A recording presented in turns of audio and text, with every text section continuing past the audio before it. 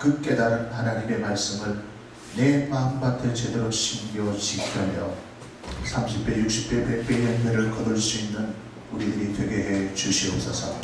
예수 그리스도의 이름으로 기도하옵나이다. 아멘. 서로 축복하시길 바랍니다. 새해 복 많이 받으십시오. 주 안에서 잘 되고 있습니다. 주 안에서 잘 되고 있습니다.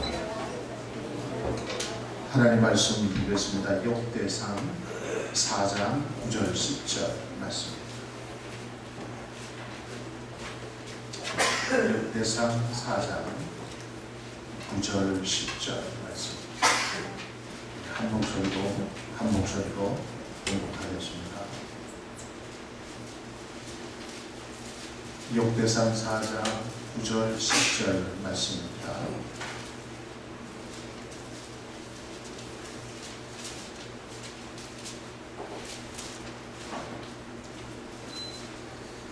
야벳은 그의 형제보다 귀중한 자라. 그의 어머니 다같이 공부하겠습니다. 시작. 야벳은 그의 형제보다 귀중한 자라. 그의 어머니가 이름하여 야벳이라 하였으니 이는 내가 수고로 낳았다 함이었더라. 야벳은 이스라엘 하나님께 하려 이르되 주께서 내게 부어주시려거든 나의 지역을 넓히시고 주의 손으로 나를 도우사 나로 환난을 벗어나 내게 근심이 없게 하옵소서 하였더니 하나님이 그가 구하는 것을 허락하셨더라. 아멘. 오늘은 민족 설날 그리고 특별히 주일입니다.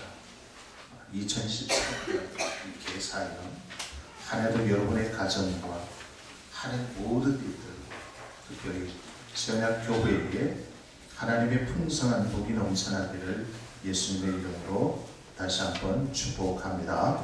설은 새로 맞지 않은 한 해의 첫머리가 되는 첫날이기 때문에 설날 그렇게 얘기합니다. 그래서 우리의 선조들은 이 새해 첫날이 되면 천신, 우리가 믿고 있는 우리는 하나님이죠. 하나님에게 제사를 드리면서 1년 동안 첫 번째는 풍년을 기원했습니다. 그리고 두 번째는 가정의 평안, 건강을 위해서 또 빌었습니다. 그리고 세 번째는 모든 간에 하는 모든 일들이 평강 가운데 지낼 수 있도록 인도해달라고 설날을 지켰습니다.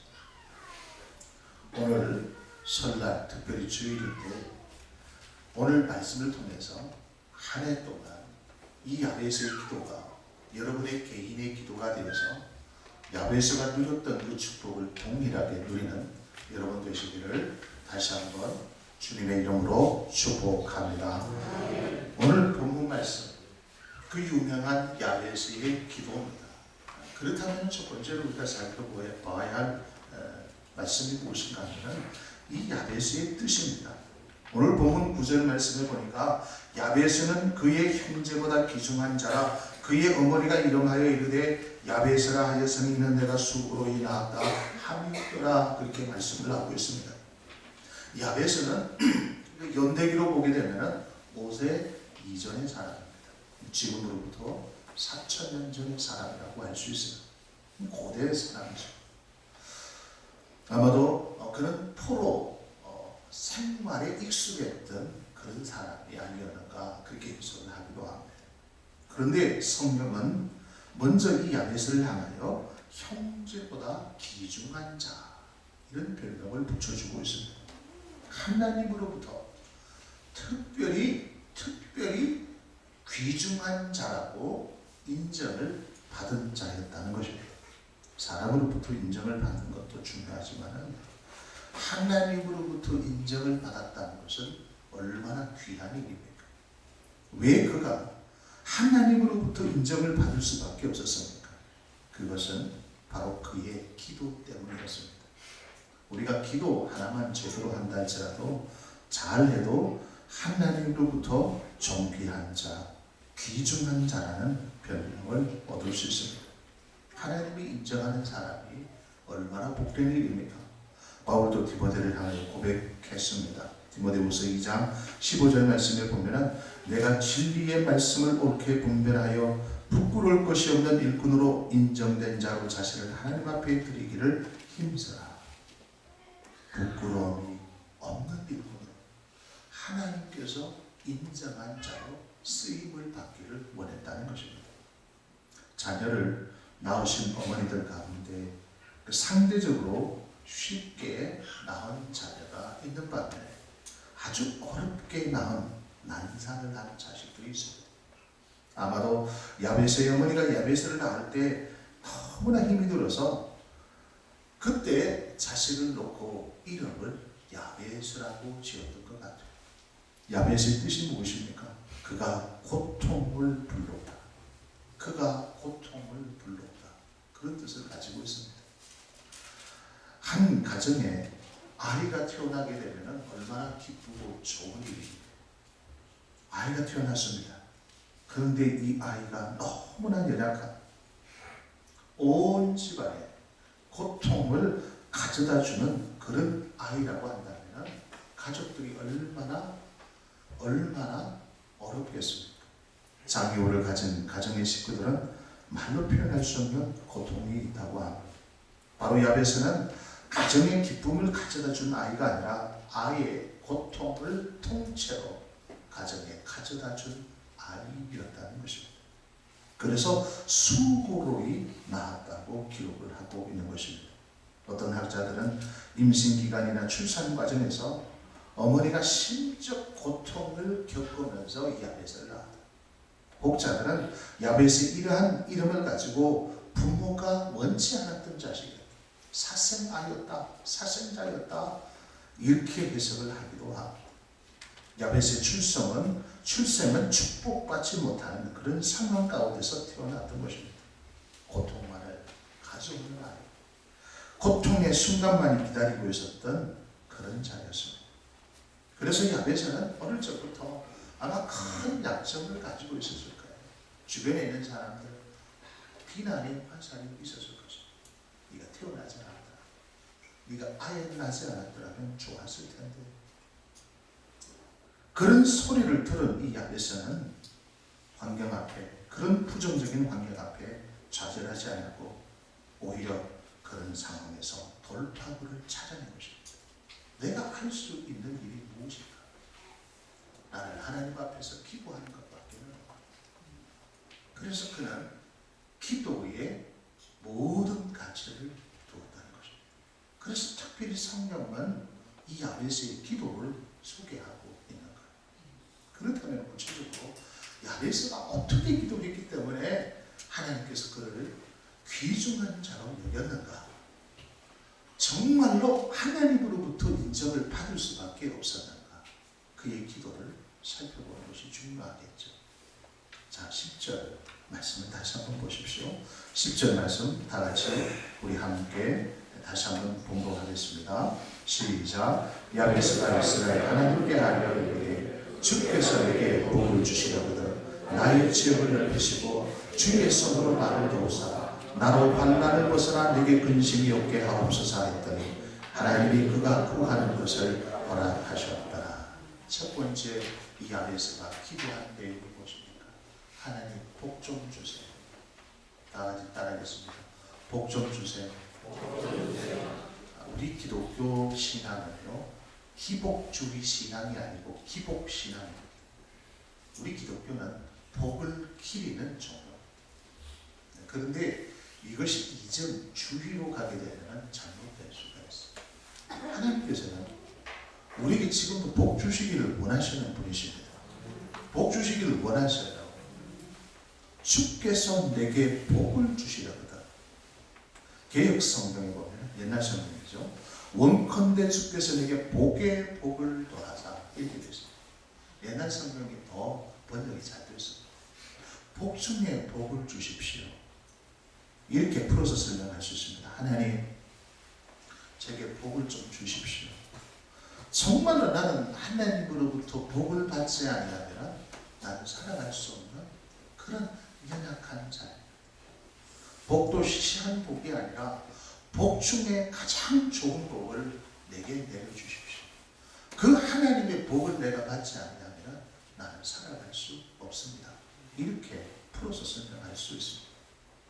야베스는 엄청난 약점을 가지고 이 세상에 태어났기 때문에 하나님으로부터 복을 받지 않으면, 하나님께서 나에게 복을 주시지 않는다면 나는 살아갈 수 없다는 이 절박한 심정을 가지고 있었던 것입니다. 그래서 하나님 앞에 가서 복 중에 복을 달라고 기도했던 것이죠. 원래 우리 기독교는 이 복받는 종교입니다. 복받는 종교. 그래서 이 기복 신앙이 잘못되면 기복주의 신앙이 되는 거예요. 그래서 우리가 신앙생활 잘하게 되면 하나님께서 반드시 우리에게 축복의 통로를 열어주십니다. 영적인 축복의 통로를 열어주시고 육적인 축복의 통로를 열어주시는 하나님이십니다. 지금도 하나님께서는 누구보다도 하나님의 백성들에게, 우리들에게 복 주시기를 원하시는 분이십니다. 이 세상에서 부유하게 살기를 원하시고 이 세상에 누구보다도 잘 되기를 원하시는 하나님이십니다. 여러분 이 사실을 믿으십니까? 자신의 힘으로는 살아갈 수 없는 야베스의 환경이었습니다. 너무나 고통스러운 환경이었습니다. 야베스는 식구들로부터 버림을 받았고 동네에 돌아다니면 동네 사람들이 수근수근 거렸던 그런 자였습니다. 그러기에 그는 자신의 힘으로는 그런 상황을 극복할 수 없었기에 하나님께 나아가서 하나님 복 필요합니다. 하나님 복 좀 주세요. 하나님 복 주셔야만이 나는 살아갈 수 있는 존재입니다. 이 고백을 한 것입니다. 잠언 10장 22절 말씀에 보면 여호와께서 복을 주심으로 사랑으로 부하게 하시고 근심을 겸하여 주지 아니하시는. 신명기 1장 11절 말씀에 보면 너희 조상의 하나님 여호와께서 너희를 현재보다 1000배나 많게 하시며 너희에게 허락하신 것과 같이 너희에게 복 주시기를 원하노라. 하나님은 지금보다 이스라엘 백성들을 향하여 지금보다 내가 너희에게 1000배나 더 많은 복을 주겠고 나는 너희들에게 하늘 복을 창고를 열어서 너희에게 소나기처럼 쏟아 부어주기를 나는 원한다고 하나님께서 말씀하셨어요. 올 한해 여러분 하나님 앞에 복 좀 달라고 기도하시기를 바랍니다. 복 좀 주세요. 복도 시시한 복이 아니라 복 중에 복을 허락해 주십시오. 진짜 하나님으로부터 온 복이군요. 이것이 정말로 나의 힘으로 된 것이 아니라 하나님께서 나를 긍휼히 여기시사 나에게 특별히 베풀어 주신 복이군요. 이렇게 간증할 수 있기를 소망합니다. 그리고 두 번째 야베스가 기도한 내용이 무엇입니까? 나의 지역을 넓히시고 나의 지역을 넓혀달라고 기도했습니다. 이것은 영향력에 대한 기도입니다. 누구나 사람들은요 영향력을 끼치며 살아가게 됩니다. 어떤 사람은 좋은 영향력을 끼치며 살아가고 어떤 사람은 나쁜 영향력, 부정적인 영향력을 끼치는 사람이 있어요. 그 사람이 오면은 알아요. 정말로 긍정적인 어떤 영향력을 끼치는 사람은 그 사람 보면은 반갑습니다. 그 사람 얼굴만 보면은 반가워요. 왜 피스메이커이 돼요? 평화를 만들어요. 덜 섬기고 희생하고 격려해주고 위로해주는 그런 카운셀러, 변호사와 같이 어머니와 같은 그런 큰 형님과 같은 그런 어떤 영향력을 주는 사람이 있어요. 그런데 어떤 사람은요 기분이 좋다가도 그 사람 보면은 기분이 나빠지기 시작해요. 왜 그럴까요? 나쁜 영향력을 주기 때문에 그렇습니다. 이 지역이라는 이 단어가 해변 혹은 경계라는 말로 해석할 수 있습니다. 야베스와 그와 동시대 살았던 동료들에게 이 지역이라는 단어의 의미는 땅과 관련이 있었습니다. 미개척지, 아무도 정복하지 않는다, 아무도 밟지 않는 땅으로 해석이 되어졌어요. 야베스 당시 이스라엘 국가적인 상황은요 여호수아가 가나안을 정복하고 각 지파에게 그 약속의 땅을 분배해 주었던 그런 시기였습니다. 야베스는 그런 상황 가운데서 하나님을 향하여 기도한 것이죠. 하나님, 나는 내가 밟고 있는 이 땅보다도 더 많은 땅, 더 넓은 땅을 밟을 수 있는 자로 부르심을 받았다는 것을 믿습니다. 나의 지역을 넓혀 주시옵소서. 그렇게 기도한 것입니다. 구약에서의 부의 상징은 무엇이겠습니까? 땅입니다. 그래서 고대 전쟁사회가 땅 차지하는 것입니다. 땅을 많이 차지하게 되면 강대국이었습니다. 그래서 고대 사회에서는 그 사람이 부자인가 그렇지 않는가는 무엇을 통해서 알 수 있는가 하면 땅을 보면서 판단을 했습니다. 이 야베스의 기도는 그런 내용이었습니다.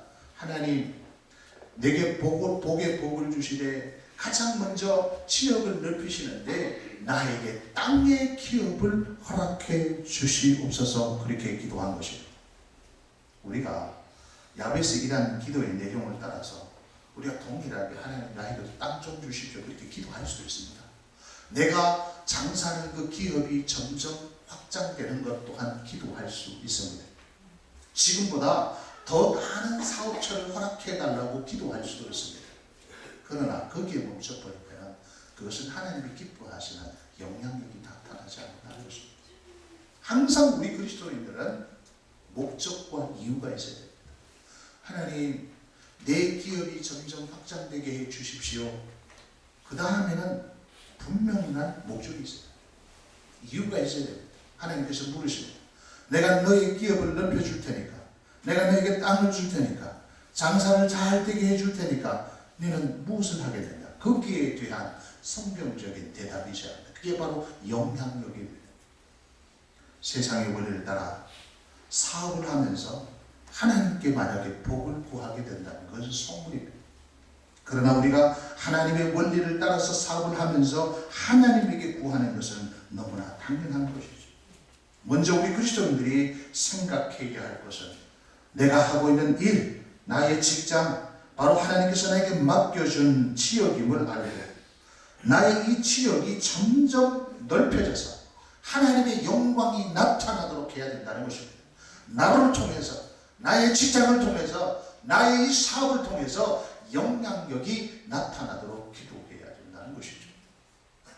하나님 앞에 떡부스러기를 구했습니다. 하나님께서 떡부스러기를 주셨어요. 하나님께 내가 돈을 구했습니다. 하나님께서 돈을 허락해 주셨습니다. 하나님께 내 사업처 지역이 점점 넓혀지도록 기도했습니다. 하나님께서 그런 축복을 허락해 주셨습니다. 그리고 그 위에 아무 행동도 나타나지 않는다면 그것은 하나님이 원하시는 모습이 아니라는 것입니다. 나의 사업처를 통해서 누구의 영향력이 나타나야 됩니다. 예수 그리스도의 영향력이 나타나야 하는 것입니다. 그래서 주변에 있는 사람들이 야, 저 사람이 저렇게 부유하게 된 것은 하나님의 은혜였대. 저 사람이 저렇게 된 것은 자기의 능력이 아니라 하나님께서 은혜를 부어주셨대. 그런 고백이 넘쳐나야 된다는 사실입니다. 그래서 하나님께서 우리에게 복 주시는 목적이 무엇일까요? 바로 영향력이 나타나도록 하기 위해서 우리를 불러주시고 우리에게 복 주시는 분이시라는 것입니다. 세 번째, 이 야베스의 기도가 무엇입니까? 주의 손으로 나를 도와달라고 기도했습니다. 주의 손으로 나를 도우사. 이것은 바로 임마누엘의 기도라고 할 수 있는 것이죠. 하나님이 함께 해달라는 기도입니다. 야베스의 이 기도의 순서를 다시 한번 이렇게 정리를 해보십시오. 가장 먼저 무엇을 구했습니까? 복의 복을 더하여 달라고 구했습니다. 하나님 복 중에 가장 좋은 복을 주십시오. 그리고 그 지역을 넓혀 달라고 했습니다. 하나님의 영향력, 예수 그리스도의 영향력이 나타나도록 그렇게 기도했어요. 그리고 그 다음 야베스가 느낀 것이 무엇일까요? 야, 하나님이 나와 함께 하시지 않는다. 나는 아무것도 할 수 없구나. 하나님이 동행해 줘야 되구나. 이 동행의식이 들어갈 것입니다. 하나님이 도와주시지 아니하시면 아무것도 할 수 없다는 신앙고백입니다. 우리가 평생 신앙생활하면서 이 동행의식이 들어가야 돼요. 우리가 성령으로 시작했다가 육체로 마치는 사람들이 많지 않습니까?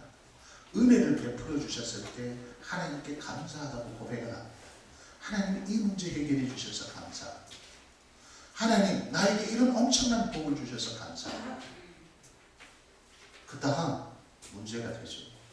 자꾸 사람이 교만해지기 시작. 전의 모습과 달라지기 시작. 목에 힘이 들어갑니다. 사람들을 까봅니다. 하나님을 무시하는 행동과 말을 합니다. 왜 그럴까요? 동행의식이 없기 때문에 그렇습니다. 그래서 우리는 늘 순간순간 하나님이 나와 함께하고 계십니다. 하나님의 손이 나를 붙잡고 계십니다. 하나님께서 만약에 나를 놓아버리신다면 나는 진짜 또 추락할 수밖에 없구나 하는 이 위기의식이 있어야 된다는 것입니다. 그래서 야베스는 주의 손으로 나를 계속해서 도와주시옵소서. 하나님께서 나와 함께해 주시옵소서. 하나님이 나와 함께 걸어가 주십시오. 하나님과 동행하기를 원합니다. 임마누엘의 하나님, 나와 함께해 주십시오. 나를 도와주셔야 됩니다. 나를 도와주시지 않는다면 나는 교만이 될 수밖에 없고 하나님이 원하시는 그 믿음의 노선에서 나는 탈선할 수밖에 없습니다. 이 기도를 드리고 있다는 것입니다. 하나님으로부터 많은 복을 받았어요. 그리고 하나님이 원하시는 모습으로 살지 않는다면 무슨 소용이 있겠어요? 아무도 그 사람을 인정하지 않습니다. 시편 57편 2절 말씀에 보면은 내가 지존하신 하나님께 부르짖으며 곧 나를 위하여 모든 것을 이루시는 하나님께. 결국 이 동행의식 임마누엘 되시는 하나님을 우리가 체험할 때 우리는 이렇게 고백하는 것입니다. 하나님께서 함께 해주셨습니다. 하나님께서 이루어 주셨습니다. 내가 아니라 하나님께서 부족한 나를 통로로 사용하셔서 도구로 사용하셔서 하나님께서 하셨습니다 라고 고백하게 된다는 것입니다. 그 다음 네 번째, 이 야베스의 기도가 무엇입니까? 환난에서 벗어나 근심이 없게 해달라고 기도했어요. 나로 환난을 벗어나 내게 근심이 없게 하옵소서. 전쟁에서 가장 중요한 전략은요, 싸워서 이기는 것보다는 싸우지 않고 이기는 것이 가장 고차원적인 전략입니다. 하나님이 우리와 함께 하시면 우리는 어떤 영적인 전쟁에도 승리할 수 있어요. 그러나 우리들이 기억해야 할 것은 비록 우리가 살고 있는 이 세상이라는 것은 전쟁터와 같은 것입니다. 매일 전투 속에서 싸워서 승리하는 것도 중요하지만 전쟁을 하지 않고도 승리할 수 있는 삶을 우리가 배워야 된다는 것입니다. 바로 이 마지막 기도가 그 기도입니다. 보호의 기도. 사탄의 세력과 싸우는 삶이 아니라 사탄의 공격에서 보호해 달라는 기도 또한 중요합니다.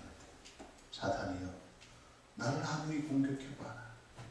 나는 싸워서 능히 이기리라는 이 전투적인 삶도 중요하지만은, 그러나 하나님의 능력의 손길이 아예 나를 보호해 주어서 어둠의 세력이 접근도 하지 못하도록 하는 이 작전, 얼마나 중요한 작전입니까? 우리 하나님은 우리를 보호하시는 하나님이십니다. 하나님께서 이스라엘 백성들을 극적으로 출애굽시키지 않습니까? 그리고 광야 생활 40년 동안 하나님께서 이스라엘 백성들을 보호하시는 하나님이셔요. 보호하셨습니다. 여러분 상상이 되십니까? 430년 동안 종로로 탄 민족. 출애굽할 때 그들이 한 숫자가 한 200만 명 정도 되었어요. 200만 명은 적은 숫자가 아니에요. 그 200만 명이 광야 생활을 한다고 해주십시오. 우리나라처럼 물이 좋고 숲이 좋고 시설이 잘 되어 있는 그런 광야가 아니지 않습니까? 광야, 말 그 자체 광야였습니다. 200만 명이 한 번 생활을 한다고 해주십시오. 하나님은요, 이스라엘 백성들을요 보호해 주셨습니다. 신명기에 보면 내가 40년 동안 너희에게 내가 양식을 떠들은 적이 있었던가? 너희들의 옷을 내가 해하게 한 적이 있었던가? 너희 신발을 내가 부르트게 했던 적이 있었던가? 하나님께서 말씀하십니다. 내가 너희들을 낮에는 구름 기둥으로 밤에는 불 기둥으로 인도하지 않았는가? 너희들이 양식이 없을 때 내가 만나와 매출을 하기를 내려주지 않았는가? 너희들이 물이 없어서 너희들이 목말랄 때 내가 반석을 깨뜨려서 맥반수 생수를 너희에게 공급해 주지 않았던가? 하나님의 100% 절대적인 보호 속에 40년 동안 지냅니다. 이스라엘 백성들은 그것만 하면 됩니다. 하나님만 쳐다보면서 하늘만 쳐다보면서 하나님의 인도하심만 바라보면 되는 거예요. 그래서 하나님의 사인은 뭡니까? 구름이 멈으면 멈춰. 그리고 구름이 이동하면 이동하는 것입니다. 하나님을 전적으로 의지할 때 이스라엘 백성들은 40년 동안 보호의 삶을 살았던 것이죠. 야베스는 지금 그 기도를 하고 있는 것입니다. 하나님, 환난에서 벗어나게 하소서. 내게 근심이 없도록 하나님께서 친히 나를 보호해 주십시오. 완전하게 보호해 주십시오. 자, 이스라엘 백성들이 출애굽을 할 때 마지막 10번째 재앙이 장자의 죽음이죠. 6월절 재앙이죠. 근데 이스라엘 백성들이 한 것은 아무것도 없었습니다. 그들이 한 것은 하나님의 말씀을 따라서 어린 양을 잡아서 그 어린 양의 피를 자고 문설주에만 발라서 그 보호를 의미하는 것이죠. 그때 하나님께서 저주의 재앙, 장자를 치는 재앙, 죽음의 신이 그 애굽 온 지역을 지나갑니다. 그때 이 어린 양의 피를 바르지 아니한 유대인이나 애굽인들 가정이나 모든 생축까지, 즉 짐승의 첫 번째까지 다 죽여버렸습니다. 그러나 이 자부의 문설주에 피를 바르는 가정은 그 재앙이 다 유월했습니다. 할렐루야. 오늘날에도 마찬가지입니다. 하나님께서 우리를 완전하게 보호하신다. 우리는 환난에서 벗어날 수 있습니다. 이 세상에 오는 근심에서 우리를 보호받을 수 있다는 것입니다. 하나님께서 이 야베스의 기도를 들으시고 하나님께서 어떻게 역사하셨을까? 하나님이 그가 구하는 것을 허락하셨더라. 하나님이 그가 구하는 것을 허락하셨더라. 하나님은 야베스의 기도를 들으시고 그가 구하는 것을 다 허락해 주셨다는 것입니다. 하나님은 반드시 정직한 자의 기도를 들으시는 하나님이십니다. 사랑하는 여러분, 새해에 이 야베스의 기도를 꼭 기억하시고 아예 암송하시는 분도 있지 않습니까? 그 암송을 하셔가지고 여러분 매일 이 야베스의 심정을 가지고 기도하십시오. 그래서 올 한해는 야베스가 누렸던 이 축복을 누리는 한 해가 되시기를 예수 그리스도의 이름으로 축복합니다. 기도하겠습니다. 하나님 아버지, 오늘 주일 특별히 설날 명절을 당하여 우리들에게 야베스